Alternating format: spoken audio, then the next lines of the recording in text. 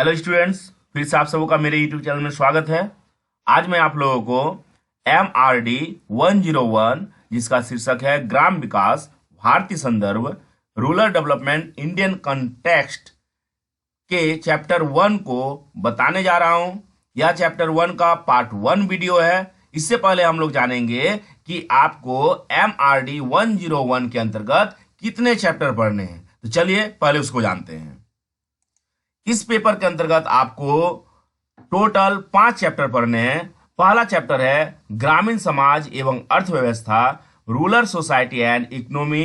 Second chapter है ग्राम विकास अवधारणा कार्य नीतियां और अनुभव rural development concept strategies and experiences. Chapter 3 है हमारा ग्राम विकास कृषि संबंधी मुद्दे rural development agrarian issue and chapter 4 है ग्राम विकास प्रशासन रूरल डेवलपमेंट एडमिनिस्ट्रेशन। और लास्ट और चैप्टर 5 है इस पेपर का, वो है ग्रामीण भारत में परिवर्तन की गत्यात्मकता dynamics of change in rural India. तो चलिए सबसे पहले हम जानेंगे इस पेपर के चैप्टर 1 के कुछ महत्वपूर्ण बिंदु को और उसे संबंधित क्वेश्चन को। तो इस चैप्टर 1 के जो बिंदु हैं, इसमें आपको ग्रामीण समाज एवं अर्थव्यवस्था के अंतर्गत निम्न टॉपिक पढ़ने हैं। पहला टॉपिक है ग्रामीण समाज का परिचय, इंट्रोडक्शन ऑफ रूरल सोसाइटी, ग्रामीण जनसंख्यांकी, रूरल डेमोग्राफी, ग्रामीण सामाजिक संरचना, रूरल सोशल स्ट्रक्चर, ग्रामीण आर्थिक संरचना, रूरल इकोनॉमिक स्ट्रक्चर और ग्रामीण निर्धनता के बारे में जानेंगे, रूरल पॉवर्टी के बारे में। तो इन सभी बिंदुओं को हम लोग क्या करेंगे, चैप्टर 1 ग्रामीण समाज एवं अर्थव्यवस्था के अंतर्गत जानेंगे। तो इसके अंतर्गत जितने भी इंपॉर्टेंट क्वेश्चन है जो कि आपकी एग्जाम के पॉइंट ऑफ व्यू से बहुत इंपॉर्टेंट है, चलिए उसको पहले जानते हैं। तो चलिए क्वेश्चन की पहला क्वेश्चन है ग्रामीण समाज की संकल्पना को स्पष्ट कीजिए अथवा अर्थशास्त्र की दृष्टि में ग्रामीण समाज शब्द का क्या अभिप्राय है। तो ग्रामीण समाज के बारे में पहले जानेंगे, इसके बाद जानेंगे संयुक्त राज्य जनगणना ब्यूरो के अनुसार ग्रामीण समाज की क्या संकल्पना है। इसके बाद जानेंगे समाजशास्त्र की दृष्टि से ग्रामीण समाज की क्या विशेषता है, क्या परिभाषा है। चलिए एक एक बिंदु को जानते हैं। सबसे पहले जानते हैं ग्रामीण समाज क्या है या उससे क्या अभिप्राय है या ग्रामीण समाज किसे कहते हैं। भारत हजारों वर्षों से गांवों का देश रहा है। पिछले कई दशकों से नीति निर्माता, सामाजिक वैज्ञानिक और योजनाकारों के साथ ही प्रशासक भी क्या है, ग्रामीण विकास की ओर उन्मुख हुए हैं। मतलब अगर देखिए तो हमारा देश क्या रहा है, वो ग्रामीण क्षेत्रों का ही देश रहा है, मतलब गांवों का ही देश रहा है। भारत में देश की आबादी का करीबन 3/4 भाग ग्रामों में बसा है, इसलिए देश का विकास भी ग्रामों के विकास से जुड़ा हुआ है, क्योंकि बिना गांव का विकास किए देश विकास के पथ पर अग्रसर नहीं हो पाएगा। संयुक्त राज्य जनगणना ब्यूरो ने किसी विशेष स्थान की जनसंख्या के घनत्व के आधार पर क्या किया है, ग्रामीण समुदाय को परिभाषित किया है। संयुक्त राज्य जनगणना ब्यूरो के अनुसार अगर हम ग्रामीण समुदाय को परिभाषित करेंगे तो उसके लिए किसी विशेष ग्रामीण स्थान की जनसंख्या के घनत्व को मद्देनजर रखते हुए, उसका आकलन करते हुए ही हम ग्रामीण समाज को क्या कर सकते हैं, परिभाषित कर सकते हैं। इस प्रकार ग्रामीण शब्द का शहरी शब्द के विलोम के रूप में प्रयोग किया जाता है। भारतीय परिक्षेप में अगर देखें तो भारतीय संस्कृति को हजारों वर्षों से ग्राम समाजों ने ही क्या किया है, संजोए रखा है। इस प्रकार देखा जाए तो शहरों का विकास भी ग्रामों की व्यवस्था के विकास से ही हुआ है, उसी से जुड़ा हुआ है। अगर ग्रामों का विकास हो तो शहरों का विकास क्या होगा, उसमें महत्वपूर्ण भूमिका निभाएगी, शहरों के विकास में ग्रामों की विकास।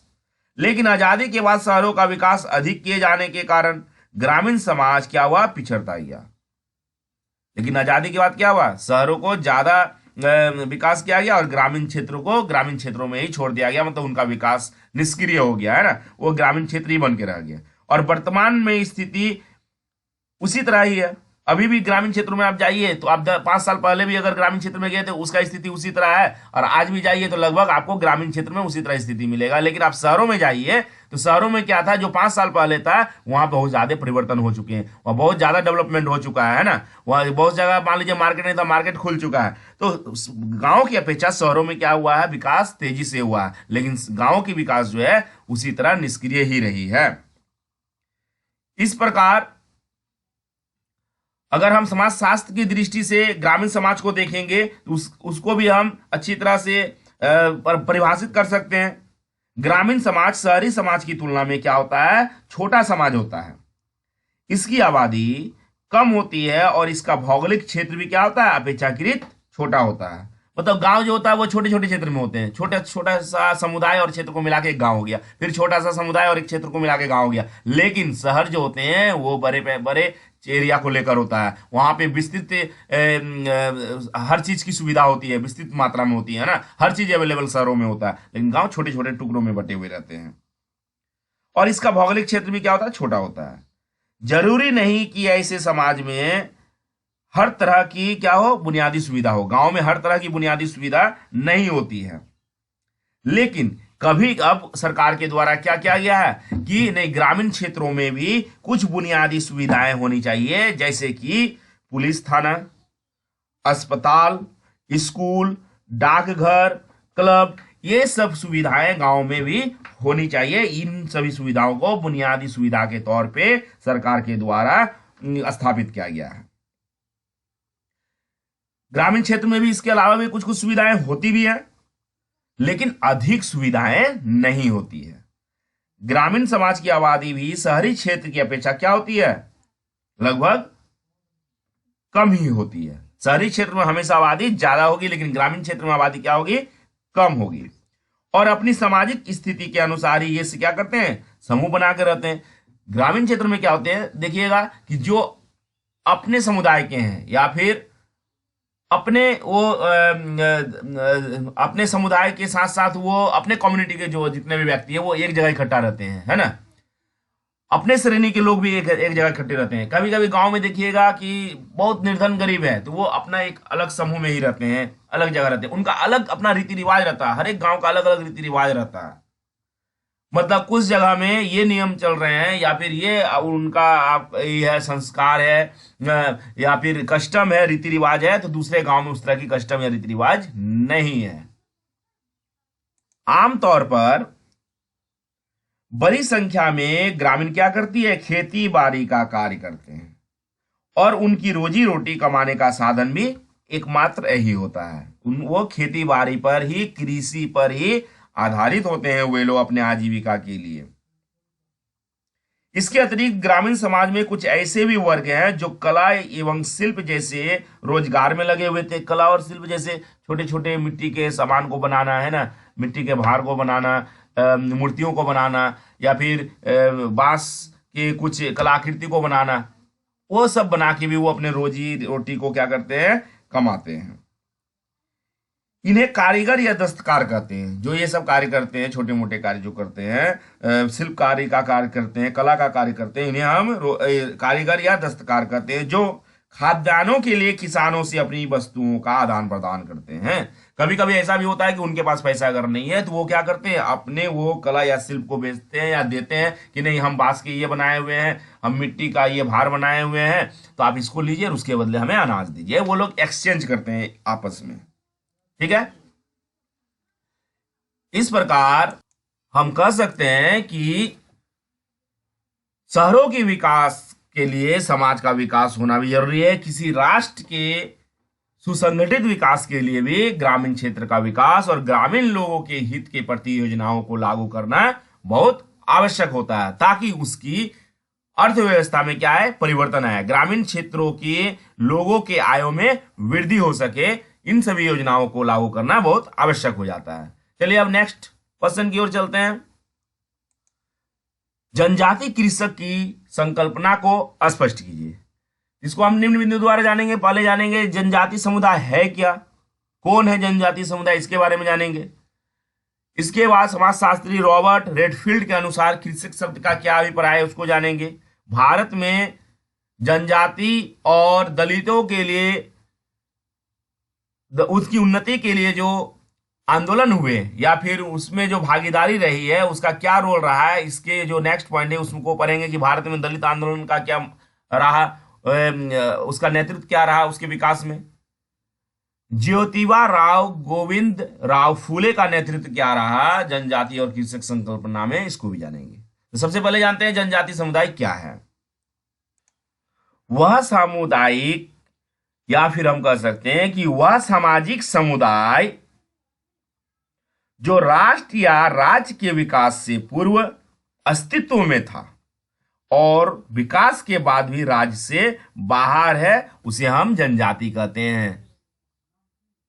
मतलब क्या था, जनजाति का जो अस्तित्व है वो काफी पुराना है। जनजाति सबसे पुराने मनुष्यों में आते हैं और इसका विकास जो है वो भूतपूर्व हो चुका था, लेकिन अब क्या है, ये हमारे शहरों से बाहर है, मतलब ये मुख्य धारा से जुड़ नहीं पाए। जनजाति में आगे जैसे पहाड़ में जो रहते हैं, भील जनजाति हो गई, पहाड़िया जनजाति हो गई, संथाल जनजाति हो गई, ये सब क्या है, जनजाति है ना। जनजाति जो है वो क्या करते हैं, वो समाज के मुख्य धारा से, शहरों के मुख्य धारा से नहीं जुड़ते। वास्तव में जनजाति भारत के आदिवासी के लिए प्रयुक्त होने वाला वैधानिक पद होता है। अगर शॉर्टकट में कहें, शॉर्टकट में यही कह सकते हैं कि जनजाति क्या है, तो जनजाति हम आदिवासी को कह सकते हैं। आदिवासी के लिए ही जनजाति शब्द का प्रयोग किया जाता है ना। इसीलिए हम लोग क्या करते हैं, बोलते हैं ना शेड्यूल ट्राइब। शेड्यूल ट्राइब मतलब हो गया अनुसूचित जनजाति, तो लास्ट में क्या आ रहा है, जनजाति आ रहा है। तो जनजाति यूजुअली हम लोग किसके लिए यूज करते हैं, आदिवासियों के लिए करते हैं। और यह हमारा लीगल वर्ड है, ये वैधानिक है वर्ड है। भारतीय संविधान में अनुसूचित जनजाति पद का इस्तेमाल किया गया है। अनुसूचित जनजाति जो वर्ड है उसका पद का जो इस्तेमाल है वो भारतीय संविधान में भी किया गया, हमारे कानून में भी किया गया है। इसके लिए विभिन्न विशेष प्रावधान लागू किए गए हैं। यह समुदाय कृषि पर आधारित समुदाय की तुलना में बहुत छोटा होता है। ये लोग कभी कभी क्या करते हैं, जो कृषि पे आधारित समुदाय होते हैं उससे भी वो छोटा होते हैं, क्योंकि ये क्या करते हैं, मुख्य धारा से नहीं जुड़ते हैं, कृषि के नई नई तकनीक को नहीं अपनाते। ये अपने ही एरिया में वो क्या करते हैं, आजीविका के साधन खोजते हैं। जो जंगलों में, पहाड़ों में जो संसाधन होते हैं उनको वो क्या करते हैं, बेचते हैं और अपने जीवन यापन को करते हैं। तो ये मुख्य धारा से नहीं जुड़ते हैं। इसके अलावा अन्य समाज से भी इस समुदाय के लोग प्रायः क्या होते हैं, अलग थलग रहते हैं। ये दूसरे समुदाय के लोगों से जुड़ते नहीं हैं, एक साथ नहीं रहते हैं। इसकी आजीविका के क्षेत्रों में शिकार, खादों को एकत्रित करना एवं अस्थायी कृषि मुख्यतः शामिल है। इनमें कुछ ही मात्रा में कृषि करते हैं। इसके अलावा सबसे ज्यादा मात्रा में ये लोग शिकार करना पसंद करते हैं ना, जानवरों का शिकार करते हैं और उससे वो आजीविका चलाते हैं। कभी कभी वो क्या करते हैं, खाने पीने की चीजों को क्या करते हैं, इकट्ठा करते हैं, अपनी आजीविका चलाते हैं। जनजाति को परिभाषित करने में विस्तृत जगत से अगर देखा जाए, विस्तृत रूप से अगर देखा जाए तो इसकी अपनी मूल संस्कृति होती है। जनजाति का जो संस्कृति होता है वो बिल्कुल हमारी संस्कृति से भिन्न होता है। आप देखते होंगे कि जनजाति लोग क्या करते हैं, अपने रीति रिवाज के अनुसार चलते हैं। वो क्या करते हैं, वो जंगलों को बहुत रिस्पेक्ट करते हैं। वे आस्था के रूप में जंगलों को पूजते भी हैं, क्योंकि उनके लिए आजीविका का संसाधन क्या है, जंगल से ही प्राप्त होता है। शिकार का ही उसका क्या होता है, माध्यम होता है। इसकी अपनी मूल संस्कृति अलग होती है, अलग थलग रहते हुए, जो अन्य समुदाय की संस्कृति से बहुत कम मेल खाती है। और उनका संस्कृति क्या होता है, हम लोग उससे नहीं जुड़ पाते या फिर थोड़ा लगता है कि ना अटपटा है उनका संस्कृति। इसलिए ही मानव विज्ञान संबंधी साहित्य में जनजातीय समुदायों को सांस्कृतिक पृथक समूह कहते हैं। वो अलग अलग रहते हैं, अलग थलग रहते हैं। इसीलिए क्या होता है, इसलिए विज्ञान संबंधी साहित्य में जनजातीय समुदाय को सांस्कृतिक पृथक समुदाय भी कहा जाता है। अब नेक्स्ट पॉइंट हम जानते हैं, रॉबर्ट रेडफील्ड के अनुसार कृषक शब्द क्या है। कृषक शब्द आया कहां से, इसके बारे में जानेंगे। सबसे पहले कौन इस्तेमाल किया था कृषक शब्द को? तो रॉबर्ट रीडफील्ड के अनुसार कृषक शब्द को विशिष्टता प्राप्त हुई है। मतलब रॉबर्ट रेडफील्ड ने ही कृषक शब्द को सबसे पहले इस्तेमाल किया था। इससे पहले कृषक शब्द का इस्तेमाल नहीं होता था। इसकी शुरुआत रॉबर्ट रेडफील्ड ने ही किया है। इस प्रकार सर्वप्रथम अगर देखा जाए, अमेरिकी मानव वैज्ञानी A.L. क्रोवर ने अपने लेखों में इस शब्द को भी परिभाषित किया। उनके द्वारा दी गई कृषि परिभाषा के अनुसार कृषक निश्चित रूप से क्या होते हैं? ग्रामीण होते हैं। इसके अलावा उनका संबंध शहरी बाजारों से भी होता है, जो संसाधन या फिर कोई भी अगर वो फसल उपजाते हैं तो उसको बाजार में ले जाके बेचते भी हैं। वो एक बड़े जन समुदाय एवं ऐसा वर्ग है जिसमें अक्सर शहरी केंद्र और कभी कभी महानगर भी होते हैं। वो महानगर से भी कभी कभी जुड़े हुए रहते हैं, शहरी केंद्र से भी जुड़े हुए रहते हैं। कभी कभी वो क्या करते हैं, कुछ भी अगर उपजाते हैं, फसल लगाते हैं तो उसको वो शहर में ले जाके बेचते हैं। वे आंशिक संस्कृतियों सहित आंशिक समाज है। इस प्रकार उसका संस्कृति भी क्या होता है? छोटा होता है, और वो समाज भी क्या होता है? उसका छोटा होता है। ठीक है। नेक्स्ट जो समाजशास्त्री है कोवर, तो कोवर के अनुसार कृषक आंशिक संस्कृति सहित आंशिक समाज है, अर्थात अन्य समुदाय से इसकी लगातार अंतःक्रिया होती है। ऐसी अंतःक्रियाओं का प्रभाव उसके जीवन के सभी पहलुओं पर देखा जा सकता है। वो क्या करते हैं? वो कोऑर्डिनेशन बनाए हुए रखते हैं कभी कभी, है ना, अपने आजीविका को चलाने के लिए। वो शहरों में कभी कभी मूव करते हैं। नेक्स्ट हमारा पॉइंट है कि भारत में दलित आंदोलन। अब जानते हैं कि दलित आंदोलन की क्या भूमिका रही है भारत में। तो भारत में दलित आंदोलन की शुरुआत ज्योतिबा राव गोविंद राव फूले के नेतृत्व में हुई थी, जो जाति से माली थे और समाज के ऐसे तबके से थे जिन्हें उच्च जाति के समान अधिकार नहीं प्राप्त थे। ठीक है। इसके बावजूद ज्योतिबा राव फूले ने हमेशा ही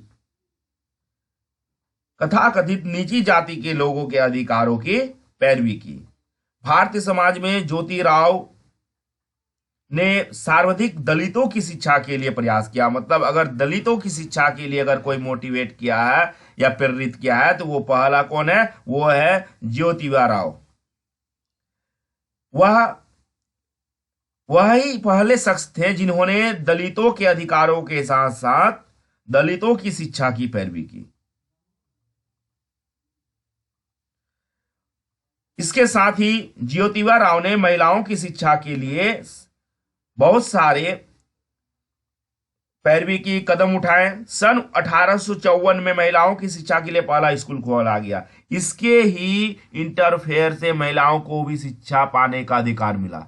मतलब महिलाओं को शिक्षा दिलाने का सबसे पहला अगर कोई आंदोलन किया था या फिर कदम उठाया था या फिर वो मुद्दा को उठाया था तो वो है आपका जाके ज्योतिबा राव गोविंद राव फूले।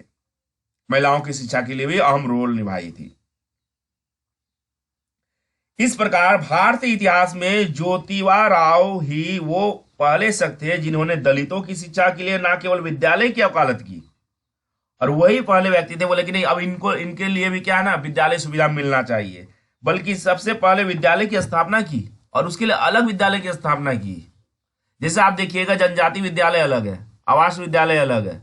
तो कभी कभी पहाड़ों में एक अलग विद्यालय है ना। अभी भारत सरकार के द्वारा एकलव्य विद्यालय की शुरुआत की जा रही है। तो एकलव्य विद्यालय में सिर्फ जनजाति और उसके समुदाय के लोग के जो बच्चे हैं वही पढ़ाई करेंगे। तो इनकी शुरुआत जो है, इनका जो शुरुआत जो है वो ज्योतिराव गोविंद राव फूले ही किए थे। इस प्रकार वो दूसरे सामाजिक कार्य में भी निपुण रहे। बाल विवाह जहां विरोधी थे वही विधवा विवाह के समर्थक भी माने जाते थे।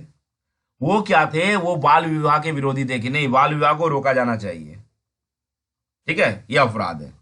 और उसके अलावा सबसे पहले अगर कोई आवाज उठाया विधवा विवाह के लिए कि नहीं, एक विधवा को दोबारा शादी या विवाह करने का पूर्ण अधिकार है। जैसे एक व्यक्ति को है, अगर उसकी पत्नी का देहांत हो जाता है तो उनको वो ऑटोमेटिक वो शादी कर लेते हैं। उसी प्रकार एक विधवा को भी क्या है, पुनः विवाह करने का अधिकार है। इनका समर्थन ज्योतिबा राव गोविंद राव फूले ने ही पहली बार हमारे देश में किया था। तो विधवा विवाह का समर्थन अगर कौन किया था सबसे पहले, तो इन्हीं के द्वारा किया गया था। नेक्स्ट हमारा पॉइंट है ज्योतिबा राव गोविंदराव फूले का नेतृत्व क्या रहा। तो ज्योतिबा राव ने भारत में दलितों को एक ऐसा पथ दिखाया जिस पर चलकर दलित समाज और अन्य समाजों के लोगों ने दलितों के अधिकारों की कई लड़ाइयां लड़ी। ये दलितों को अधिकार दिलाया। इस प्रकार ज्योतिबा राव ने भारत में दलित आंदोलनों का सूत्रपात किया था। मतलब दलित आंदोलन का सूत्रपात किसके द्वारा किया गया था, तो ज्योतिबा राव के द्वारा किया गया था, है ना। और इससे संबंधित मतलब वर्तमान में भी देखिएगा अगर, तो दलितों, अनुसूचित जातियों और जनजातियों से संबंधित लोगों के विकास और सुरक्षा के लिए सरकार क्या कर रही है, सरकार भी कई तरह की योजनाओं को चला रही है और योजनाओं का लाभ दलितों, अनुसूचित जाति और अनुसूचित जनजातियों के लोगों को दिया जा रहा है। सरकार भी प्रयास कर रही है कि उन्हें अधिक से अधिक सुविधा दिया जाए और उन्हें मुख्य धारा से जुड़ा जाए। वो जो पृथक समाज बना के रह रहे हैं उसको हमारे समाज से जोड़ा जाए और उसके आर्थिक, सामाजिक और नैतिक विकास को योजनाओं के माध्यम से किया जाए ताकि उनका विकास हो सके। चलिए अब नेक्स्ट क्वेश्चन की ओर चलते हैं। नेक्स्ट क्वेश्चन है हमारा, ग्रामीण और शहरी समाज के बीच के प्रमुख अंतरों को सूचीबद्ध कीजिए तथा ग्रामीण और शहरी क्षेत्रों की विशेषताओं का वर्णन कीजिए अथवा गांव की विशेषताओं पर संक्षिप्त टिप्पणी लिखिए। यह क्वेश्चन दिसंबर 2013 में पूछा गया क्वेश्चन है। तो चलिए निम्न बिंदु को जानते हैं। पहला बिंदु है ग्रामीण और शहरी क्षेत्र के बारे में जानेंगे। ग्रामीण और शहरी क्षेत्र में अंतर क्या है इसको जानेंगे। परंपरागत आधार क्या है, तो धार्मिक संपर्क सूत्र, राजनीतिक संपर्क सूत्र, सांस्कृतिक संपर्क सूत्र, सामाजिक संपर्क सूत्र, आर्थिक संपर्क सूत्र के बारे में भी एक एक करके जानेंगे।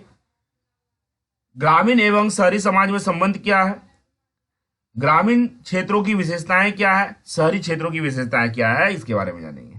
तो चलिए सबसे पहले जानते हैं ग्रामीण और शहरी क्षेत्र है क्या। भारत गांवों का देश है और यहां वर्षों से ग्राम व्यवस्था तथा शहरी व्यवस्था का प्रचलन चलता रहा है। आजादी के बाद जहां शहरी व्यवस्था का विकास तेजी से हुआ है वहीं ग्रामीण क्षेत्र गरीबों का क्या बन गया है, जमावड़ा बन गया है।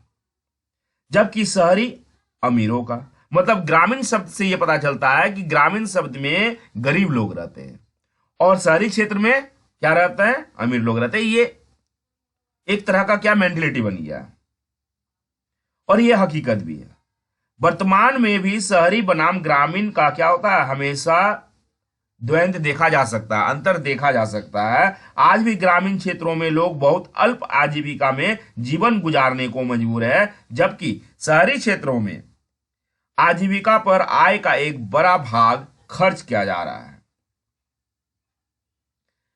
इस प्रकार अगर देखें तो भारतीय गांवों को लघु गणतंत्र की संज्ञा दी गई है।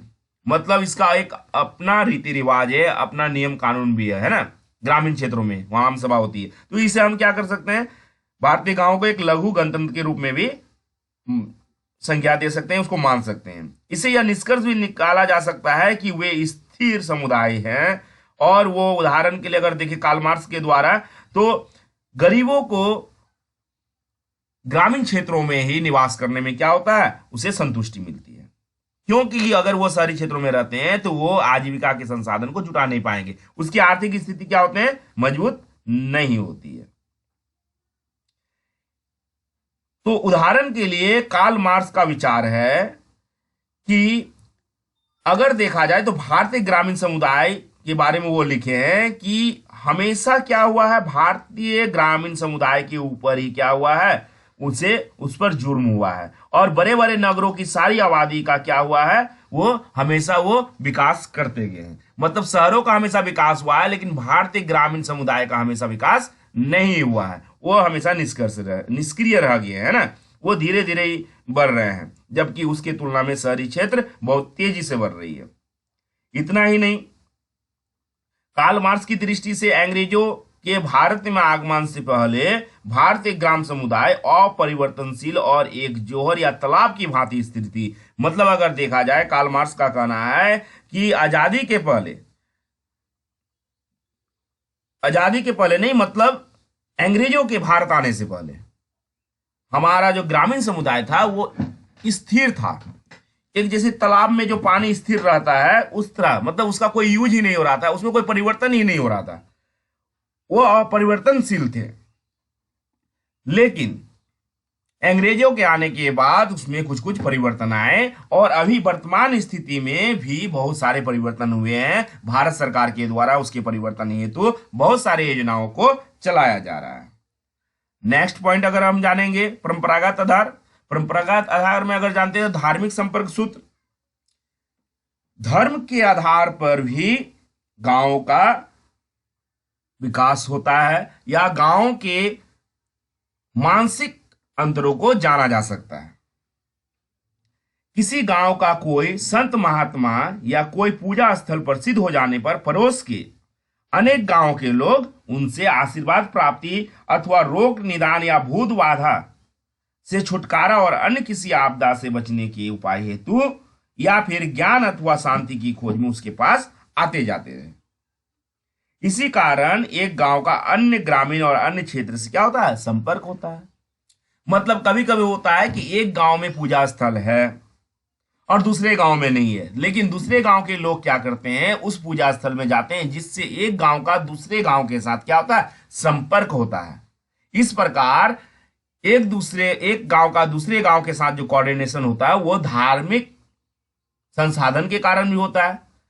एक ग्राम में अगर कुछ धार्मिक संसाधन है तो उससे वो जुड़ते हैं दूसरे ग्राम के लोग, इस प्रकार भी है। दूसरा पॉइंट जानेंगे कि राजनीतिक संसाधन या राजनीतिक रूप से कैसे गांव में संपर्क बना रहता है। तो राज्य का संपर्क सदा ही ग्रामों से होता रहा है। लगान उगाही से लेकर हर तरह की व्यवस्था जो होती है वो राजनीतिक रूप में आती है। ऐसी व्यवस्था में नवाबों, जागीरदारों, जमींदारों की भूमिका महत्वपूर्ण होती है। सेना के लिए भी भर्ती प्रायः ग्रामीण क्षेत्रों से ही होती है। ये हम लोगों को देखने में मिला है कि सेना में जो बीएसएफ जाते हैं या फिर कोई भी व्यक्ति जाते हैं वो लगभग ग्रामीण क्षेत्रों से होते हैं, शहरी क्षेत्रों से नहीं होते हैं, शहरों के लोग नहीं भेजते हैं। तो राजनीतिक संपर्क सूत्र के कारण भी क्या होता है, लोगों में कोऑर्डिनेशन होता है ग्रामीण क्षेत्रों में। सांस्कृतिक संपर्क सूत्र, तो सांस्कृतिक संपर्क सूत्र अगर देखा जाए, कभी कभी किसी धार्मिक चीजों का या फिर धार्मिक प्रोग्राम का क्या होता है, आयोजन किया जाता है। सांस्कृतिक जीवन में भी जैसे पारदेशिक परंपराओं को बढ़ावा मिलता है। किसी नगर की रामलीला प्रसिद्ध है तो कहीं की रामलीला या फिर कहीं की झांकियां। कभी कभी किसी कोई जगह क्या होता है, किसी चीज के लिए फेमस होती है। जैसे किसी ग्राम में अगर रामलीला का आयोजन किया जाता है तो दूसरे गांव के लोग उस गांव में जाते हैं। किसी ग्राम में पूजा होती है तो वहां पे जाते हैं। कहीं पे मेला अगर लगता है तो वहां पे जाते हैं। या फिर किसी ग्राम में क्या घाटिया है तो वहां पे जाते हैं। तो लोग क्या करते हैं, एक दूसरे से संपर्क जो करते हैं वो अनेक तरह से करते हैं ग्रामीण क्षेत्रों में। तो सांस्कृतिक संपर्क सूत्र में अगर मुख्यतः देखा जाए तो वहां पे क्या होते हैं, वो साल में मेला का आयोजन होता है। इसके बाद कभी कभी वो साप्ताहिक हटिया का आयोजन होता है। इसके बाद अगर पूजा पाठ के समय देखिए तो रामलीला का आयोजन होता है। इस तरह भी एक दूसरे के गांव के लोग एक दूसरे गांव में अच्छी तरह से वो जाते हैं और एक दूसरे से वो मिलते हैं। इस प्रकार वो उसमें अपना कोऑर्डिनेशन बना रहता है। आस पड़ोस के ग्रामीण इन सभी सांस्कृतिक कारकों के कारण भी नगरों में भी आते हैं और कभी कभी नगरों में भी जाते हैं वो लोग, है ना, और उससे जुड़ते हैं। सामाजिक संपर्क सूत्र अगर देखें तो भारतीय ग्रामीण समुदाय में प्रायः क्या होते हैं, समाज की महत्वपूर्ण भूमिका होती है। समाज में कैसे जुड़ते हैं, एक समाज दूसरे समाज से कैसे जुड़ता है। जैसे लड़के लड़कियों की शादी उस गांव से बाहर होती है, जिस गांव में वो रहते हैं व्यक्ति, उसकी बेटी बेटियों का शादी जो है दूसरे गांव में होती है। इससे भी समाज से जुड़ा जाता है। कभी कभी बाहर के लड़के भी क्या करते हैं, घर जमाई बन के घर में रह जाते हैं। तो इससे भी क्या होते हैं कि बाहरी लोग दूसरे गांव में आते हैं। तो ये भी एक तरह का क्या संपर्क सूत्र है, एक गांव को दूसरे गांव को जोड़ने का, है ना। आर्थिक संपर्क सूत्र, तो आर्थिक संपर्क सूत्र की अगर बात करें तो बाजार हाट हो गया, परंपरागत हाट हो गया, पशु मेला हो गया कि नहीं। अब पशु क्या है, पशु भी एक तरह का धन है ग्रामीण क्षेत्रों के लिए, उसका कमाई का जरिया है। पशु को बड़ा करते हैं, वो जाके हटिया में बेचते हैं, तो ये पशुधन है। तो पशु मेला हो गया, विशिष्ट बाजार हो गया, है ना, कई प्रकार की दुकानें हो गए, जिसके कारण एक गांव के लोग दूसरे गांव में जाते हैं, है ना, और इससे आर्थिक स्थिति उसकी मजबूत होती है ना, आर्थिक स्थिति में परिवर्तन होता है। तो आर्थिक संपर्क सूत्र भी क्या है, ग्रामीण क्षेत्रों के विकास के लिए आवश्यक है। ग्रामीण एवं शहरी समाज में जो संबंध है वो क्या है, तो ग्रामीण समाजों में बहुत से बदलाव जो है शहरी क्षेत्रों के कारण भी हुए हैं। इनमें से कुछ शहरी समाजों में घुल मिल गए हैं, तो कुछ भौतिक और सामाजिक रूप से शहरी समाज में मिलते जुलते नजर आए हैं।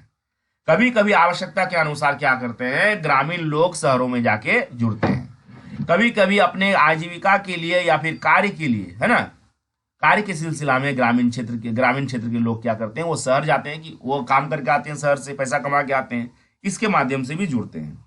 अब धीरे धीरे ग्रामीण क्षेत्र के लोग क्या कर रहे हैं, शहरी क्षेत्र के रूप में शहरी क्षेत्र के लोगों के साथ जुड़ रहे हैं, और एक तरह से वो क्या कर रहे हैं, उसके साथ एक स्थापित कर रहे हैं, वो कोऑर्डिनेशन स्थापित कर रहे हैं, मेल मिलाप स्थापित कर रहे हैं। नेक्स्ट हमारा पॉइंट है ग्रामीण क्षेत्रों की विशेषताएं। तो ग्रामीण क्षेत्रों की विशेषता की अगर बात की जाए, तो ग्रामीण क्षेत्र मुख्यतः कृषि प्रधान क्षेत्र है, और मोटे तौर पर इन्हें खाद्य उत्पादक इकाइयां कहते हैं। ये ना केवल अपनी बसर गुजर के लिए बल्कि शहरी समाज के लिए भी अन्न उगाने का कार्य करते हैं। मतलब जितने भी अन्न उगाई होती है वो शहरी क्षेत्र में जो जाते हैं, या फिर जो लोग अनाज को खाते हैं वो ग्रामीण क्षेत्रों से ही आते हैं। वही शहरी समाज, कृषक समाज जो होता है वो कृषक समाज के रूप में प्रधान माना जाता है। उत्पादन के रूप में अगर देखा जाए तो खेतीहर और किसान जो है वो ग्रामीण क्षेत्रों में सबसे ज्यादा रहते हैं, और वो खाद्य पदार्थ की आपूर्ति भी लगातार करते रहते हैं। उसके साथ साथ वे कला और शिल्प के साथ साथ अन्य गैर कृषि उद्यमों में भी लगे हुए रहते हैं, और हमारे समाज के साथ साथ शहरों के साथ साथ हमारे राष्ट्र का विकास के हेतु वो योगदान निभाते हैं। अब शहरी क्षेत्रों की विशेषताओं की बात करें, तो ग्रामीण क्षेत्रों की और शहरी क्षेत्रों की विशेषताओं में एक समाजशास्त्री जिसका नाम है लुईस बर्थ, उसका कहना है कि अधिक घनी आबादी और विजातीय शामिल जो होते हैं वो होते हैं शहरी क्षेत्रों में, जबकि कृषि से संबंधित जुड़े लोग ग्रामीण क्षेत्रों में ही रहते हैं। दूसरी ओर शहरों को सांस्कृतिक विविधता का स्वरूप कहते हैं। शहरों में अनेक तरह की विविधता पाई जाती है, बहुत सारे लोग रहते हैं, बहुत तरह के भाषा वाले लोग रहते हैं, बंगाली, बिहारी, पंजाबी, मराठी सब रहते हैं शहरों में, काम के सिलसिला में जाते हैं और रहते भी हैं, ठीक है। लेकिन कभी कभी जो होते हैं ग्रामीण क्षेत्रों में बहुत कम विविधता पाई जाती है, वहां पे एक तरह के लैंग्वेज बहुत एक गांव तक सीमित रहता है ना, लेकिन शहरों में अलग अलग भाषा के भी लोग मिलते हैं, तो वहां विविधता पाई जाती है।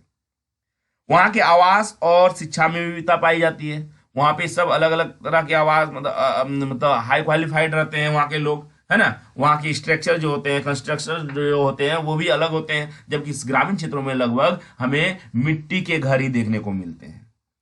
इस प्रकार हम कह सकते हैं कि शहरी क्षेत्रों में विविधता पाई जाती है, वहां पे क्या है, हर चीज उन्नत है, लेकिन ग्रामीण क्षेत्र जो है वो अनाज उत्पादक और कृषक प्रधान ही क्षेत्र है, कृषक प्रधान क्षेत्र ग्रामीण क्षेत्र है, ये कह सकते हैं।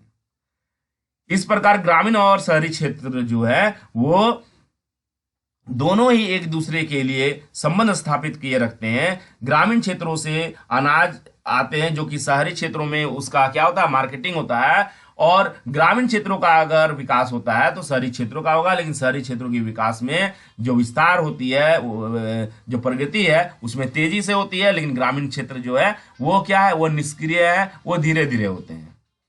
इस प्रकार बहुत सारी योजनाओं को भी सरकार के द्वारा चलाई जा रही है ताकि ग्रामीण क्षेत्रों का अधिक से अधिक क्या किया जाए, विस्तार किया जाए, उससे वहां के लोगों को अधिक से अधिक लाभ मिले और वो आर्थिक, राजनीतिक और सांस्कृतिक रूप से क्या हो, सक्षम हो। नेक्स्ट क्वेश्चन की ओर चलते हैं। नेक्स्ट क्वेश्चन है लघु एवं बृहद परंपराओं पर एक नोट लिखिए।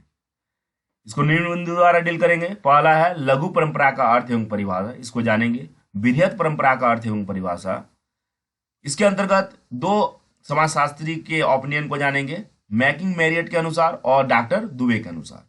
बृहद एवं लघु परंपराओं में अंतर को भी जानेंगे। तो चलिए सबसे पहले जानते हैं कि बृहद और लघु परंपरा क्या है। रेडफील्ड ने, जो कि एक समाजशास्त्री है, तो रेडफील्ड ने लघु परंपरा तथा बृहत परंपरा का सिद्धांत प्रतिपादित किया था, जो समाज सभ्यता की दृष्टि से काफी विकसित रहे हैं और जिनका एक लंबा इतिहास भी रहा है। उनके संबंध में रेडफील्ड ने सांस्कृतिक और सामाजिक संगठनात्मक स्तरों के कर्मों को प्रस्तावित किया, जिसके आधार पर परिवर्तन की प्रक्रिया का क्या होता है, विश्लेषण किया जा सकता है। उनके अनुसार लघु परंपरा में जो परंपरा की जो विस्तार है वो निम्न होती है, छोटी होती है, जबकि बृहत परंपरा में परंपरा की विस्तार जो होती है वो काफी मजबूत और उन्नत होती है।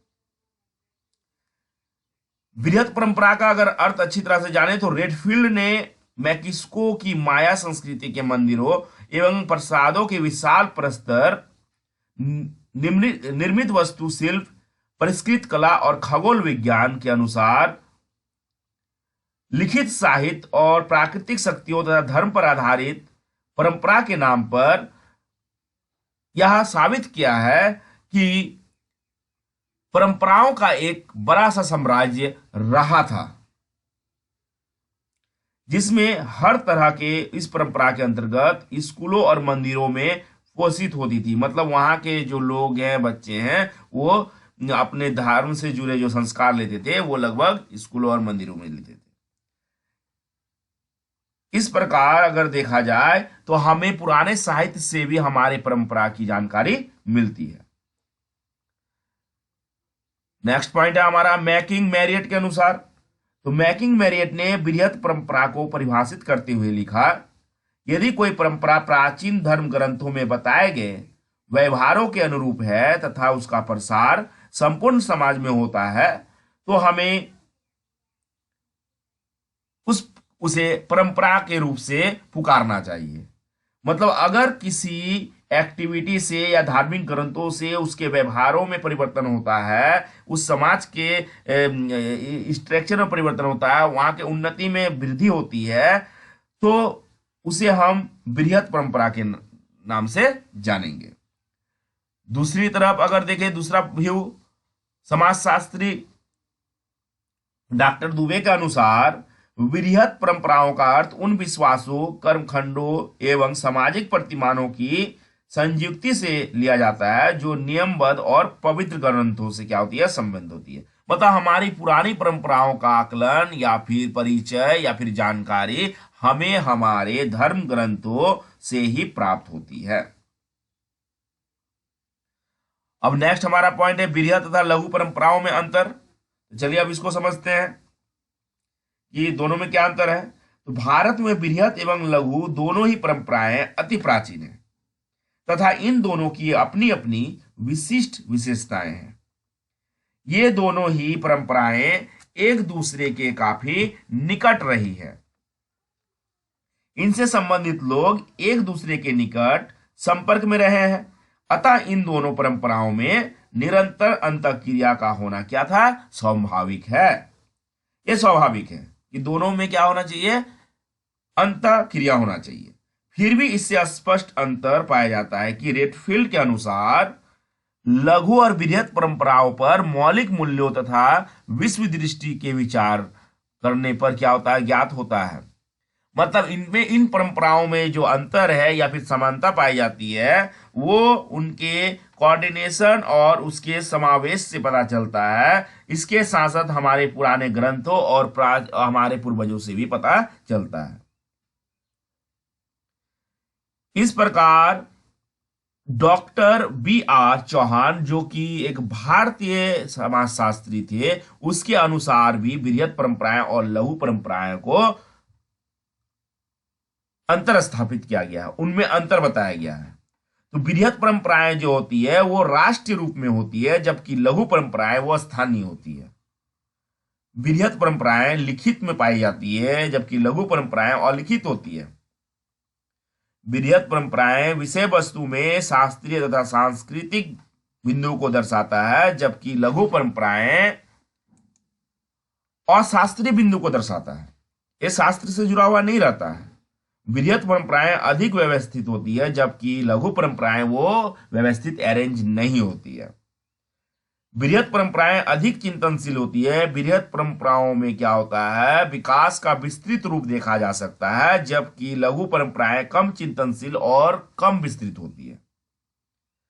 इस प्रकार सभी समाजशास्त्रियों और पुराने धर्म ग्रंथों से पता चलता है कि हमारी परंपराओं का जो विकास है वो काफी प्राचीन रहा है, और ये परंपरा का अस्तित्व हमें हमारे पूर्वजों और धर्म ग्रंथों से प्राप्त होती है, जो कि हमारे समाज के उत्थान के लिए बहुत ही आवश्यक महत्वपूर्ण भूमिका निभाती है।